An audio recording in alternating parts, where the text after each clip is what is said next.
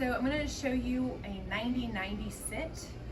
You're first going to position yourself on the floor with two 90-degree angles. So one would be here right off the hip, on the outside of the hip, and then one here on the front of the hip.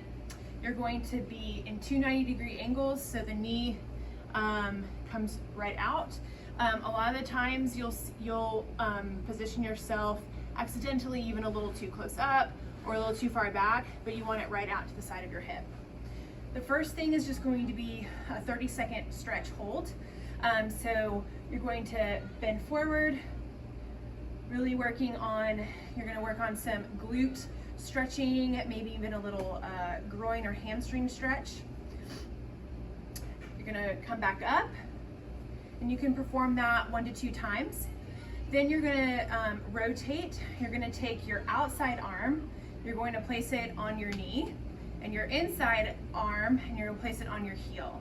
You're going to lift up through your chest, and you're going to feel a nice rotating stretch there. Again, this is a great one to hold for about 30 seconds, 1 to 2 times.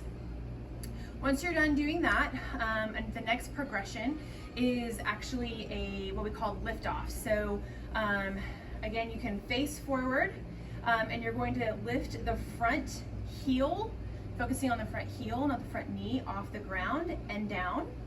You want to have it as a nice, slow, controlled up and down. I suggest starting with just 5 for these. The front ones tend to be a lot easier than the back ones. So you can start adding to the front ones usually a lot faster than you can add numbers to the back. You can actually support yourself like Jenny is doing here as needed, just making sure that you are activating your core while you do it and not relying fully on your arms. Then you can also do the back. So this is going to be a very hard and challenging glute lift off. And if you cramp, which is very likely, push through the cramp, try to get to at least 5, even if you have to take breaks. It is just a neurological confusion, just so that we have to reteach our glutes to fire. So after we feel comfortable with doing the lift-offs, you can actually do another progression by placing the front leg in kind of a pike position or a runner's hurdle. This would also be more of a runner's hurdle. And then coming back in. Yeah. And then another progression, she just did it, would be to come out and then lifting up and down. So you can do your lift offs that way. And the same progression can be done for the back leg. So the back leg would then come out to the side, rotate it up, out to the side, and then come back.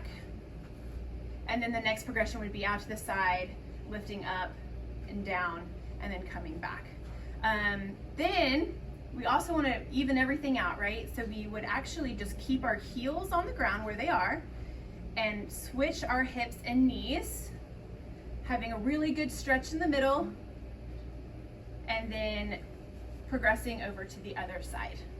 And now you can perform the same exact progression on the other side. Again, starting with stretching, 30-second holds to the front and to the side. You can do the lift-offs. You can also do the modified pike position, and then the modified pike position lift-offs. This is a great exercise to do when working hip mobility, especially after an injury where you don't maybe have full hip range of motion, hamstring range of motion, even inner thigh range of motion.